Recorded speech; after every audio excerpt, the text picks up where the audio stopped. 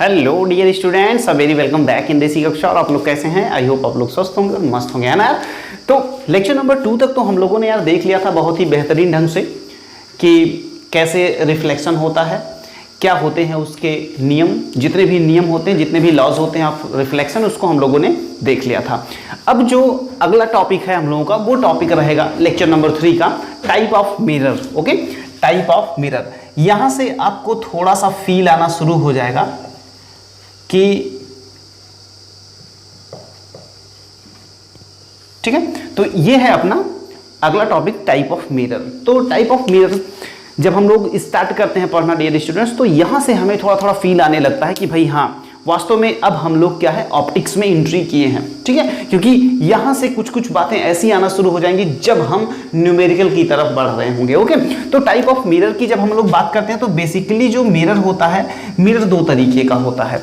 एक आपका होता है सिंपल मिरर, एक होता है आपका सिंपल मिरर, और दूसरा जो होता है डियर स्टूडेंट्स वो होता है spherical mirror. Spherical mirror. Okay, तो सिंपल मिरर और स्फेरिकल मिरर, इन दोनों में क्या अंतर होता है? इन दोनों में ये बात होती है कि भाई एक ग्लास होता है, एक ग्लास की एक प्लेट होती है। अगर उस ग्लास की प्लेट को हम क्या करते हैं, पीछे से क्या करते हैं, हम पॉलिश कर देते हैं। ठीक है, जैसे ये मान लो कि एक ग्लास की एक प्लेट है सीधी सी। ओके, और उसके बाद हम लोगों ने क्या किया कि इसको बैक से पॉलिश कर दिया। ठीक है, सिल्वर कोटिंग कर दी या लेड ऑक्साइड की कोटिंग कर दी, या आपने घरों में वो देखा होगा, क्या कहते हैं, दर्पण देखा होगा, जो आप जिसमें आप शक्ल अपनी देखते हो। ओके, तो वो जो मिरर होता है वो आपके घर में जो आप देख रहे होते हैं वो सिंपल मिरर होता है। वो कैसे बना होता है? एक सिंपल सी ग्लास ले ली जाती है, ग्लास प्लेट ले ली जाती है, और उस ग्लास प्लेट को क्या किया जाता है, पीछे से उसको पॉलिश कर दिया जाता है, तो एक सिंपल मिरर बन जाता है। फिर बात आती है स्फेरिकल मिरर की। तो स्फेरिकल मिरर जो होता है डियर स्टूडेंट्स, वो दो तरीके का होता है। ओके, पहला जो होता है आपका होता है कॉनकेव मिरर, कॉनकेव मिरर, और दूसरा जो होता है वो आपका होता है कॉन्वेक्स मिरर, कॉन्वेक्स मिरर। अब बात ये आती है कि यार कॉनकेव मिरर किसे कहते हैं, कॉन्वेक्स मिरर क्या होता है? तो ये जो दोनों के दोनों मिरर होते हैं डियर स्टूडेंट्स, ये होते हैं आपके होते हैं स्फेरिकल मिरर्स होते हैं। ओके, यानी कि कोई भी एक स्फेरिकल ग्लास लिया जाता है और उससे अगर हम चाहें तो कॉनकेव भी बना सकते हैं और हम चाहें तो कॉन्वेक्स बना सकते हैं। अब मान लीजिए कि एक स्फेरिकल ग्लास था, एक स्फेरिकल ग्लास था, और इसको हमने क्या किया, यहां से काट दिया। ओके, यहां से हमने इसे काट दिया। अब काटने के बाद जरा देखिए, एक पोर्शन चाहे तो हमारा एक पोर्शन ऐसे ले लिए, और इसी को हम उलट दें तो एक पोर्शन हम ऐसे ले लिए। ओके, अब देखो ध्यान से, अब बात आती है कि कॉनकेव किसे कहते हैं और बात आती है कि कॉन्वेक्स किसे कहते हैं। एक काम करते हैं, इसको थोड़ा सा हम बनाते हैं उसी फॉर्म में कि समझने में और मजा आए। इसको आप ऐसे बना लीजिए और इसको जो है आप ऐसे बना लीजिए। ओके, अब बात ये आती है कि भाई कॉनकेव कब होगा और कॉन्वेक्स कब होगा, कॉनकेव कब होगा और कॉन्वेक्स कब होगा। तो देखिए ध्यान से, कॉनकेव का मतलब ऐसा होता है कि जब लाइट केव में घुस रही हो, केव बोलिए या इसके धंसे हुए पार्ट में। ओके, अगर हम पॉलिशिंग इस बम पे करते हैं, ओके, ऊपर करते हैं, यानी उभरी हुई सतह पे करते हैं। ओके, ये जो एलिवेटेड पार्ट होता है, जब उस पे हम पॉलिशिंग कर देते हैं तो जो रिफ्लेक्टिंग सरफेस हो जाती है, ये वाली सरफेस आपकी कैसी हो गई? अब ये सरफेस आपकी डियर हो गई reflecting surface, reflecting surface. Okay, ये हो गई आपकी रिफ्लेक्टिंग सरफेस। लेकिन अगर हमने क्या किया, अगर हमने इसको अंदर से पॉलिशिंग कर दी, अगर हमने इसको अंदर से पॉलिश कर दिया, अगर हमने अंदर से पॉलिश कर दिया डियर, तो अब जो रिफ्लेक्टिंग सरफेस आपकी बन रही है वो कौन सी बन रही है? ये आपकी ऊपर वाली। अब ये जो ऊपर वाली सरफेस है, ये आपकी रिफ्लेक्टिंग सरफेस बन रही है, ये आपकी रिफ्लेक्टिंग सरफेस हो गई। अब देखिए, जब रिफ्लेक्टिंग सरफेस जो होती है वो ऊपर वाला पार्ट हो, यानी बम्प वाला पार्ट हो, जो उभरा हुआ वाला भाग होता है, अगर रिफ्लेक्टिंग सरफेस वो बन रहा है, तो इसका मतलब ये क्या होता है, ये होता है आपका कॉन्वेक्स मिरर। क्या होता है? कॉन्वेक्स मिरर होता है। और ये जो है, अगर आपका रिफ्लेक्टिंग सरफेस जो होता है वो एलिवेटेड पार्ट होता है, जो अंदर धंसा हुआ पार्ट होता है।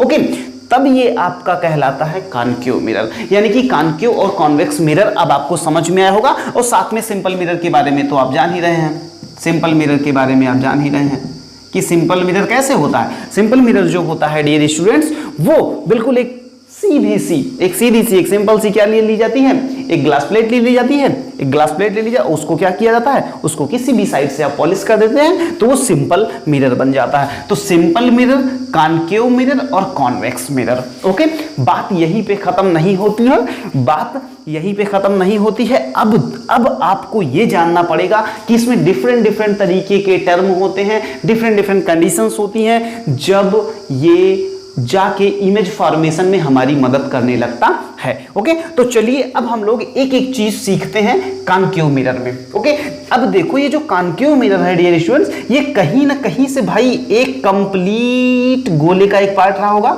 एक कंप्लीट गोले का पार्ट रहा होगा। अरे भाई, किसी कंप्लीट गोले में से ही तो इसको काट के हम लोग निकाले हैं। तो सपोज करिए कि वो कंप्लीट गोला ये है। अगर ये गोला होगा तो सीधी सी बात है भाई, इसकी एक रेडियस होगी, इसकी एक रेडियस होगी। तो जिस गोले से काट के इस कॉनकेव वाले पार्ट को निकाला गया है, इस मिरर वाले पार्ट को निकाला गया है, उस गोले का जो रेडियस होगा, वही रेडियस इस कॉनकेव मिरर की रेडियस कहलाती है। यानी कि the radius of the sphere from which this concave mirror is cut and extracted, that radius is known as the radius of curvature। यानी कि हम लोग इसको क्या बोल सकते हैं, इसको हम लोग बोल सकते हैं रेडियस ऑफ कर्वेचर। ओके, इसी को हम लोग रेडियस ऑफ कर्वेचर बोल देते हैं। ओके, ये बात समझ में आई होगी। तो ये इसकी जो रेडियस होगी, यानी कि उस पूरे के पूरे इस स्फीयर का जो रेडियस रहा होगा, जिससे काट के ये निकाला गया है, उसकी रेडियस जो होगी डियर स्टूडेंट्स, वही रेडियस इस कॉनकेव मिरर की रेडियस कहलाएगी। ओके, अब बात आती है दूसरा टर्म। तो सबसे पहला टर्म जो है वो रेडियस वाला, ये आपको क्लियर हो गया। ओके डियर, दूसरा जो टर्म है वो आता है फोकस का। फोकस किसे कहते हैं, ओके, या फोकल लेंथ। तो देखो क्या होता है, इस रेडियस का हाफ, इस रेडियस की जो हाफ डिस्टेंस होती है यहां से यहां तक, ओके, ये फोकल लेंथ कहलाती है, ये फोकल लेंथ कहलाती है। और वो पॉइंट, वो मिड पॉइंट, या यूं कह सकते हो कि रेडियस का मिड पॉइंट जो होता है वो फोकल पॉइंट कहलाता है। यानी कि फोकल पॉइंट जो होगा वो रेडियस का मिड पॉइंट जो होगा वो फोकल पॉइंट होगा, और रेडियस की हाफ डिस्टेंस जो होगी वो फोकल डिस्टेंस होगी, अच्छा, एक चीज होता है सेंटर ऑफ कर्वेचर। तो ये जो सेंटर था किसका, जिससे हमने इस स्फेरिकल मिरर को फाइंड आउट किया है, इस हम है ना कॉनकेव मिरर को जिस स्फीयर से हमने काट के निकाला है, उसका जो सेंटर था डियर स्टूडेंट्स, वही सेंटर ऑफ कर्वेचर कहलाता है। वही जो है वो सेंटर ऑफ कर्वेचर कहलाता है। ओके, यानी कि ये जो सेंटर है, actually this is not a normal centre, this is the centre of curvature. Okay, तो एक तो हो गया आपका रेडियस, एक हो गया आपका क्या, आपका हो गया फोकल लेंथ, और एक हो गया आपका सेंटर ऑफ कर्वेचर। एक वर्ड होता है डियर, एक वर्ड होता है, आप उसको देखेंगे, आपको मिलेगा किताबों में। कर्वेचर क्या होता है, कर्वेचर का मतलब होता है यही ये वाला जो पार्ट है ना, ये जो कर्व पार्ट है, जिससे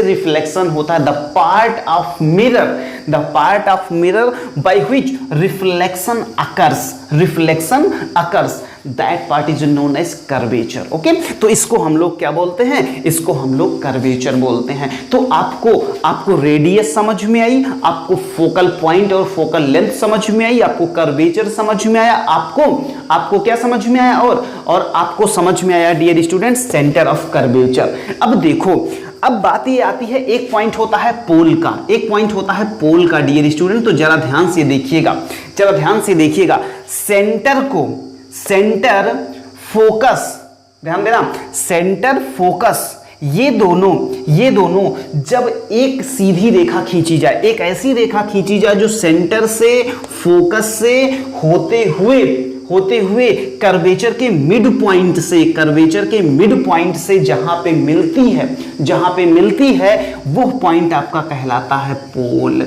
वो पॉइंट आपका क्या कहलाता है डियर स्टूडेंट्स? वो पॉइंट आपका पोल कहलाता है। यानी कि अगर हम एक नया सा फिगर बनाना चाहें तो हम इसमें देख सकते हैं कि भाई ये एक पूरा का पूरा क्या था?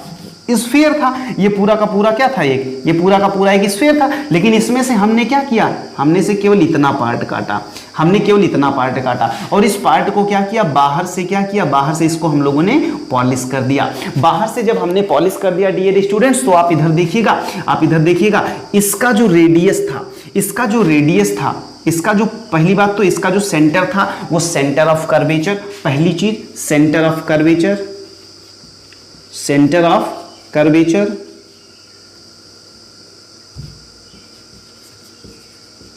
ठीक है। और इसकी जो रेडियस थी वो रेडियस ऑफ कर्वेचर,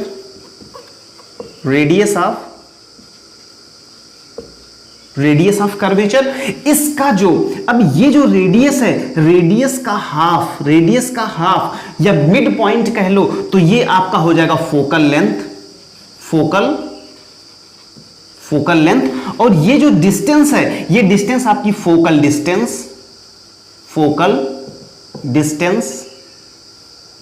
या फोकल डिस्टेंस कह लो या फोकल लेंथ कह लो। ओके, अब देखो इस सेंटर को C से रिप्रेजेंट कर दिए, इस फोकल पॉइंट को F से रिप्रेजेंट कर दिए, तो C और F से एक सीधी रेखा खींची जाए, और इस पूरे के पूरे कर्वेचर को अगर उसके मिड पॉइंट से होकर ये जा रही है, तो ये क्या होता है? ये आपका होता है डियर स्टूडेंट्स, ये आपका पोल होता है। क्या होता है? ये आपका पोल होता है। ओके, तो ये क्या होता है? ये आपका पोल होता है। अब देखिए ध्यान से, ये जो पोल है, ये फोकस है, ये सेंटर है। सेंटर, फोकस, पोल, इन सब को मिलाने वाली जो एक सीधी रेखा आती है, जिसको हम ये मानते हैं कि ये अनंत से आ रही होती है, इसको हम लोग डियर बोलते हैं प्रिंसिपल एक्सिस। ये होती है प्रिंसिपल एक्सिस। तो ये हो गया प्रिंसिपल एक्सिस, ये हो गया सेंटर, ये हो गया फोकस। इतनी बात समझ में आई? अब देखिए यहां से यहां तक की डिस्टेंस रेडियस कहलाती है, रेडियस ऑफ कर्वेचर कहलाता है। क्या कहलाता है? Radius of curvature. ये होता है आपका रेडियस ऑफ कर्वेचर। यहां से यहां तक की डिस्टेंस के बारे में आपको बता ही दिया गया, ये फोकल लेंथ होता है। एक रिलेशन होता है डियर स्टूडेंट्स, रेडियस और फोकल डिस्टेंस में, रेडियस ऑफ कर्वेचर और फोकल लेंथ में एक रिलेशन होता है, उसको आप जान लीजिए। रेडियस इज इक्वल टू होता है 2f, radius is equal to होता है 2f। यानी कि अभी हमने आपसे बताया था कि ये जो f होता है, ये जो सेंटर ऑफ कर्वेचर होता है, और ये जो पोल होता है, सेंटर ऑफ कर्वेचर और पोल के जस्ट बीचों बीच में क्या होता है? आपका फोकस होता है। और ये जो फोकल लेंथ होती है, फोकल लेंथ आधी होती है किसकी? रेडियस की आधी होती है फोकल लेंथ। यानी कि radius is equal to 2f या f इज इक्वल टू क्या कह सकते हैं? r/2। यानी कि जो फोकल लेंथ होगी वो रेडियस की आधी होगी, या रेडियस जो होगा वो फोकल लेंथ का 2 गुना होगा। सीधी सी बात है। तो मेरे ख्याल से ये बात आपको समझ में आई होगी। यही सारी की सारी बातें आपके कॉन्वेक्स मिरर के साथ भी आती हैं कि कॉन्वेक्स मिरर ये है ना भाई, कॉन्वेक्स मिरर भी क्या होगा? अब जैसे इसको हम मिटा देते हैं, इसको हम क्या करते हैं? पूरा का पूरा मिटा देते हैं, उसके बाद फिर आगे की बात करते हैं। ओके, चलो अब इधर देखो, जो बातें हम लोगों ने क्या किया, जो बातें हम लोगों ने कॉन्केव मिरर वाले केस में किया, वही बात जो होगी आपकी वो कॉन्वेक्स मिरर के केस में भी आ जाएगी कि भाई ये जो होगा, ये अब ध्यान से देखो, ये भी एक बड़े से क्या एक बड़े से स्फीयर का पार्ट रहा होगा, सीधी सी बात है। और हमने क्या किया, इसमें से काट के हमने क्या किया, इसको निकाल लिया। उसके बाद जरा देखना ध्यान से मेरे डियर स्टूडेंट्स, इसको अंदर से हमने क्या किया, अंदर से हमने इसको पॉलिश कर दिया। जैसे ही डियर स्टूडेंट्स हमने इसको अंदर से पॉलिश किया, इसकी सरफेस जो रिफ्लेक्टिंग सरफेस है वो कौन सी बन गई, ये एलिवेटेड पार्ट है, ये बम्प वाला पार्ट, ये जो उभरा हुआ भाग है ये बन गया इसका कौन सा पार्ट, ये इसका वो पार्ट बन गया जिससे अब रिफ्लेक्शन शुरू हो जाएगा। अब इससे रिफ्लेक्शन शुरू हो जाएगा तो जरा ये बताइएगा कि इस पूरे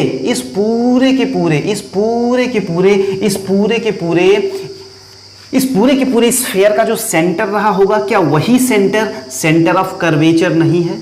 क्या वही सेंटर ऑफ कर्वेचर नहीं है? तो सर बिल्कुल सही है भैया कि वही है, वही आपका है क्या, सेंटर ऑफ कर्वेचर है, वही आपका क्या है, सेंटर ऑफ कर्वेचर है। क्या इसकी जो रेडियस होगी डियर स्टूडेंट्स, क्या इसकी जो रेडियस होगी, क्या वही रेडियस ऑफ कर्वेचर नहीं होगी? क्या वही रेडियस ऑफ कर्वेचर नहीं होगी? बिल्कुल वही रेडियस ऑफ कर्वेचर होगी। अभी हमने उस वाले केस में, कॉनकेव वाले केस में ये सीखा डियर स्टूडेंट्स कि इसका जो फोकल पॉइंट होगा वो रेडियस के बिल्कुल मिड में होगा, तो यहां भी वही मिड में ही होगा, यानी कि यहां भी फोकस बीच में ही होगा। ओके, ये वाला जो पार्ट है डियर स्टूडेंट्स, ये आपका पोल कहलाएगा, ये पूरी की पूरी रिफ्लेक्टिंग सरफेस, ये आपकी कर्वेचर कहलाती है। क्या कहलाती है? कर्वेचर कहलाती है। ये क्या कहलाती है? ये कर्वेचर कहलाती है। ये सेंटर होता है, ये फोकस होता है, यहां से यहां तक फोकल लेंथ होती है, यहां से यहां तक क्या होती है, फोकल लेंथ होती है, और यहां से यहां तक पूरी की पूरी क्या होती है, रेडियस ऑफ कर्वेचर होती है। तो ये बेसिक इंफॉर्मेशंस थी, और इसमें भी ऐसा नहीं है कि उसमें ही होता है r बराबर 2f, इसमें भी r इजिकल टू 2f होता है, या f इजिकल टू r/2 होता है। तो क्या ये बेसिक इंफॉर्मेशन आपको पता चली? हाँ, यहां से पोल से, फोकस से, फिर सेंटर से होती हुई जो सीधी रेखा आती है, जो पोल से मिलती है, यही रेखा, ये रेखा यहां भी प्रिंसिपल एक्सिस कहलाती है। ठीक है, यही रेखा यहां पर भी क्या कहलाती है, प्रिंसिपल एक्सिस कहलाती है डियर स्टूडेंट्स। ओके, तो प्रिंसिपल एक्सिस क्या होता है, रेडियस ऑफ कर्वेचर क्या होता है, फोकस क्या होती है, फोकल लेंथ क्या होती है, रेडियस ऑफ कर्वेचर क्या होता है ना, पोल क्या होता है, उसके बाद कर्वेचर क्या होता है, ये सारी की सारी इंफॉर्मेशन आपको मेरे ख्याल से डियर स्टूडेंट्स पता चल गई होंगी। अब अगला पॉइंट जो आता है वो आपको ये पता होना चाहिए, कुछ बेसिक रूल्स होते हैं जिनकी मदद से हम इमेज फॉर्मेशन करने में हम लोग क्या होते हैं, हम लोग एबल होते हैं। तो what are those conditions, now we will study about that. Okay, कि वो बेसिक कंडीशंस क्या हैं, वो बेसिक फंडामेंटल्स क्या हैं, जो हमको पता हो तो हम लोग क्या कर लेंगे, हम लोग इमेज फॉर्मेशन वाली बात कर लेंगे। ओके, तो चलिए सबसे पहले हम लोग क्या करते हैं कि कॉनकेव मिरर को लेते हैं, और कॉनकेव मिरर की सारी बातें फिर से देखेंगे, और ये देखेंगे कि कैसे उसमें क्या होता है, इमेज फॉर्मेशन का केस बनता है। ओके, चलो, तो सबसे पहले हम लोग क्या करते हैं डियर स्टूडेंट्स कि नेक्स्ट टॉपिक पे जाने से पहले छोटे से क्वेश्चंस कर लेते हैं। एक क्वेश्चन दिया गया है, द रेडियस ऑफ, है ना, द रेडियस ऑफ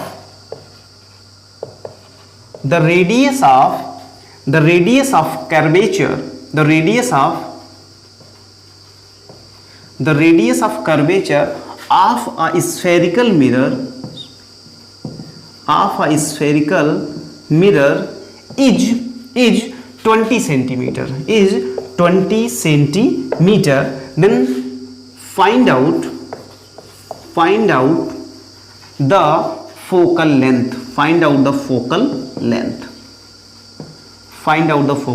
length। चलिए डियर, इसको आप फटाफट ट्राई मारिए।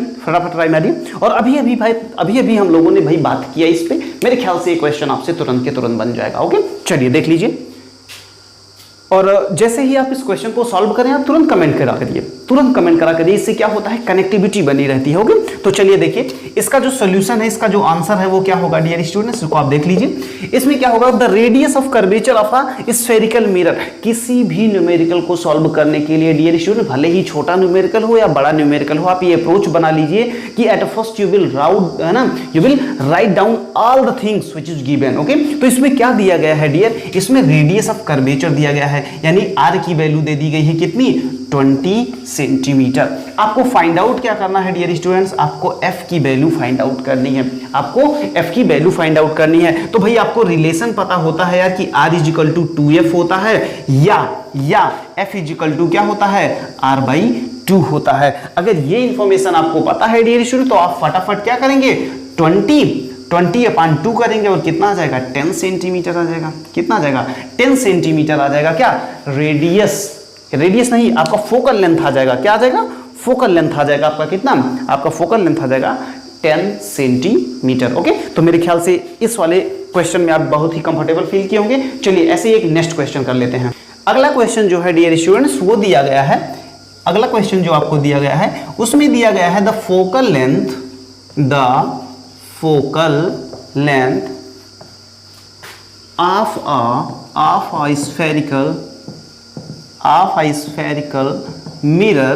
of a spherical mirror is 12 centimeter. 12 centimeter. Find out the radius of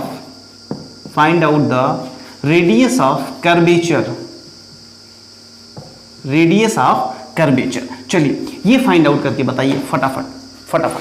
तो वही बातें हैं डियर स्टूडेंट्स कि आपको सबसे पहले किसी भी क्वेश्चन को देखना है, तो देखने के बाद आपको बिल्कुल बेसिक्स से आपको जो बातें दिया गया हो वो बात आप तुरंत लिख लीजिए। तो फोकल लेंथ दिया गया है, यानी कि आपको क्या दिया गया है डियर, आपको दिया गया है फोकल लेंथ दिया गया है। क्या,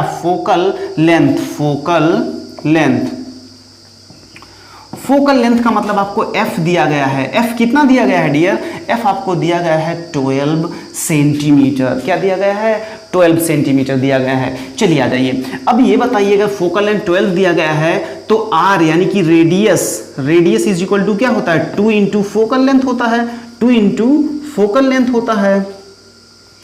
अब 2 इंटू फोकल लेंथ यानी 2 इंटू एफ का मतलब f इज इक्वल टू 12 है, तो 2 इंटू 12 इज इक्वल टू कितना हो जाएगा, 24 सेंटीमीटर हो जाएगा। कितना हो जाएगा, 24 सेंटीमीटर। यानी जो सेकेंड क्वेश्चन था, फर्स्ट वाले क्वेश्चन में हमको रेडियस ऑफ कर्वेचर दिया गया था, फोकल लेंथ पूछी गई थी। दूसरे में हमसे क्या किया गया डियर स्टूडेंट्स, हमसे फोकल लेंथ देकर हमसे रेडियस ऑफ कर्वेचर पूछ लिया। तो हमको बेसिक्स का नॉलेज होना चाहिए। बेसिक्स का मतलब ये है डियर कि आपको अगर फोकल लेंथ दिया गया है तो रेडियस निकालने के लिए 2 टाइम्स कर देते हैं। अगर रेडियस दिया गया है, फोकल लेंथ पूछ रहा है तो उसका हाफ कर देते हैं। ओके, तो मेरे ख्याल से आप सारे जनों का आ गया होगा, मेरे से पहले आंसर आ गया होगा 24 सेंटीमीटर। ओके डियर, तो चलिए ठीक है, मेरे ख्याल से ये दोनों क्वेश्चंस प्लस ये कॉन्सेप्ट्स आपको बिल्कुल जबरदस्त समझ में आए होंगे। ओके, चलिए अब हम लोग क्या देख लेते हैं, हम लोग देख लेते हैं कि कुछ बेसिक्स रूल होते हैं। अगर वो रूल हमें पता हो तो हमें इमेज फॉर्मेशन में बहुत ही मदद मिलती है। ओके, चलिए देखते हैं।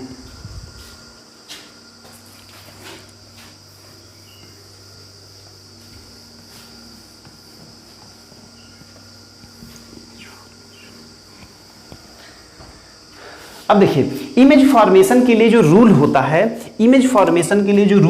डियर स्टूडेंट, इमेज फॉर्मेशन के लिए जो रूल होता है डियर, वो रूल कुछ खास नहीं है। वो रूल बस हमें ये बताता है कि क्या क्या कंडीशंस होंगी तो कहां से हमारी रे या लाइट जो है वो पास करेगी। ओके, जैसे मान लीजिए कि हम लोग क्या लेते हैं, एक कॉनकेव मिरर ले लेते हैं। ओके, तो पहली बात तो आप ये जान लीजिए कि ये क्या है, ये प्रिंसिपल एक्सिस है। ये क्या है, ये प्रिंसिपल एक्सिस है। प्रिंसिपल एक्सिस है। ये अगर प्रिंसिपल एक्सिस है तो ये मान लीजिए ये आपका सेंटर ऑफ कर्वेचर हो गया। अगर ये आपका सेंटर ऑफ कर्वेचर है डियर स्टूडेंट्स, तो ये आपका फोकल पॉइंट हो गया, ठीक है। तो ये प्रिंसिपल एक्सिस हो गई, ये सेंटर ऑफ कर्वेचर हो गया, ये हो गया आपका एफ। तो जो सबसे पहला रूल होता है डियर, सबसे पहला रूल वो ये कहता है कि अगर कोई भी ray of light whenever you take any ray of light, okay, and which is parallel to the principal axis, यानी प्रिंसिपल एक्सिस के पैरेलल अगर कोई भी रे अगर जाती है तो रिफ्लेक्शन के बाद वो कहां से जाती है, रिफ्लेक्शन के बाद वो फोकस से होकर जाती है डियर स्टूडेंट्स। कहां से होकर जाती है, फोकस से होकर जाती है। यानी कि if you will take any ray of light which is parallel to the principal axis, then after the reflection that will pass through the focus, this is the rule number 1 dear। सबसे पहला rule ये होता है कि अगर कोई भी ray of light लेते हैं, कोई भी लाइट लेते हैं आप, कोई भी बीम ऑफ लाइट लेते हैं, अगर वो प्रिंसिपल एक्सिस के पैरेलल जाती है तो रिफ्लेक्शन के पश्चात, रिफ्लेक्शन के बाद वो कहां से आती है, फोकस से आती है। ये आपका रूल नंबर 1 है डियर। ऐसे ही दूसरा जो रूल है आप यहां पे देख लीजिए, दूसरा रूल जो है वो आप यहां पे देख लीजिए। वो दूसरा रूल ये कहता है कि अगर आपके पास कोई भी मिरर है, मान लीजिए हम लोगों ने यहाँ पे कॉन्केव मिरर ले लिया है, ये अगर कॉन्केव मिरर है तो ये क्या है डियर, ये आपका प्रिंसिपल एक्सिस है, ये क्या है आपका पोल है, यहाँ पे आपका फोकस होगा, यहाँ पे आपका सेंटर होगा। दूसरा रूल ये कहता है डियर स्टूडेंट्स, अगर कहीं से भी लाइट आती है, अगर वो आपके कहां से जाती है, अगर वो आपके फोकस से होकर जाती है, तो फोकस से होकर जाने वाली लाइट रिफ्लेक्शन के बाद कहां से चली जाएगी, रिफ्लेक्शन के बाद प्रिंसिपल एक्सिस के पैरेलल में चली जाएगी। आपका ये प्रिंसिपल एक्सिस होता है डियर, ये प्रिंसिपल एक्सिस होता है, ये आपकी रे ऑफ लाइट है, ये लाइट आपकी आ रही है जो फोकस से होके जा रही है। यानी कि अगर कोई, इधर देखिएगा ध्यान से, अगर कोई भी लाइट इधर से भी आए और ऐसे जाए, अगर कोई लाइट ऐसे आए और फोकस से होके जाए, अगर फोकस से होके जाए तो कैसे चली जाएगी, वो बिल्कुल प्रिंसिपल एक्सिस के पैरेलल चली जाएगी। कैसे चली जाएगी, प्रिंसिपल एक्सिस के पैरेलल। यानी कि दूसरा रूल आपका क्या हुआ, दूसरा रूल आपका क्या कहता है कि if any light passes through the focus, है ना, if any light incidence from focus to the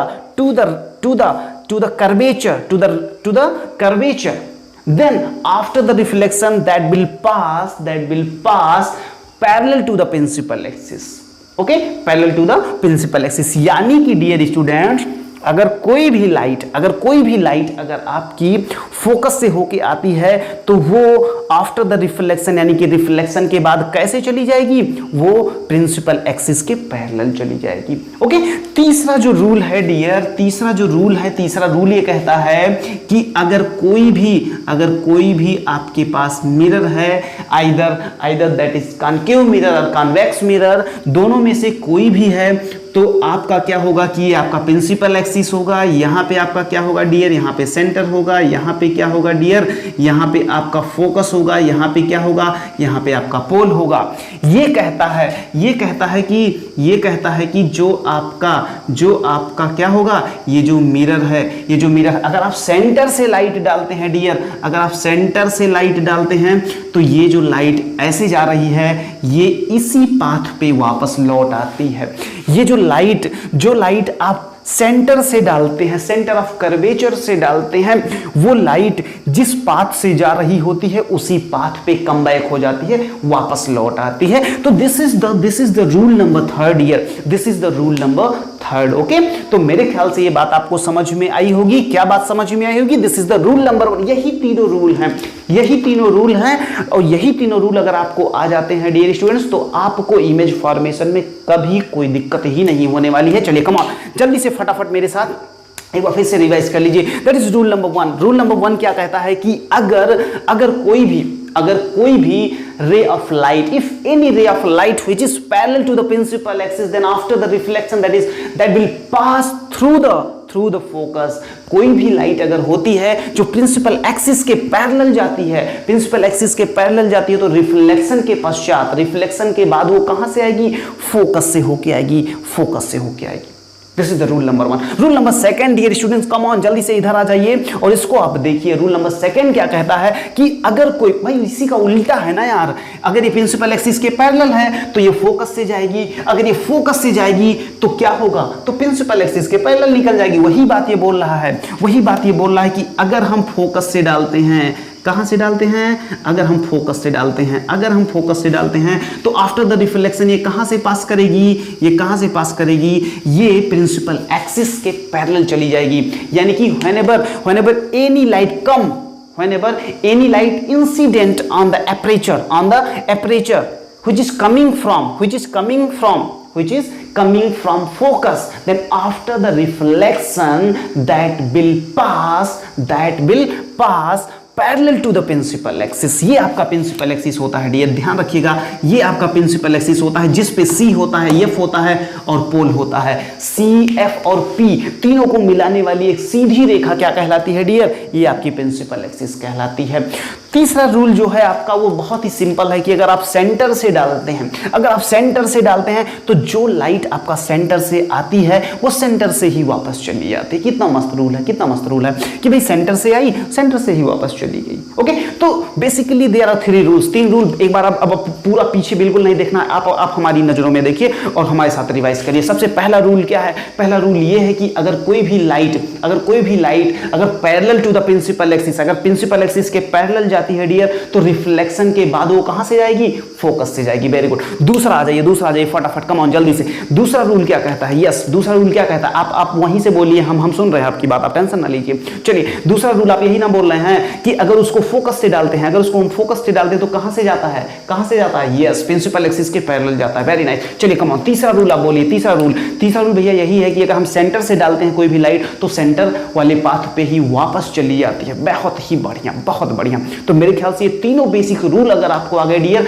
तो अब अगले लेक्चर में, यानी कि लेक्चर नंबर 4 में हम सारे के सारे इमेज फॉर्मेशन को देख लेंगे और मजा आ जाएगा। ओके, तो आज का लेक्चर थोड़ा सा ज्यादा लंबा ना हो जाए इसलिए यहीं पे ब्रेक करते हैं। ओके डियर, तो नेक्स्ट लेक्चर के लिए आप कमेंट भी करिए और कमेंट करने के साथ साथ यार अगर चैनल को सब्सक्राइब ना किया हो तो चैनल को सब्सक्राइब भी कर दो, जिससे कि आने वाली नई अपडेट आपको सबसे पहले मिलती रहे। और इसमें जबरदस्त पूरी की पूरी फिजिक्स हम लोग कंप्लीट करेंगे डियर, बिल्कुल फ्री ऑफ कॉस्ट, कोई चार्ज नहीं होगा, बिल्कुल आप टेंशन ना लीजिए। और एक से एक क्वेश्चन कराएंगे, आप टेंशन ना लीजिए। ओके, तो चलिए स्टे ट्यून्ड, ऐसे ही ट्यून आप बनाए रखिए और जहां कहीं भी आप बिल्कुल स्वस्थ रहिए, मस्त रहिए, व्यस्त रहिए, लेकिन पढ़ाई करते रहिए। ओके, जय हिंद।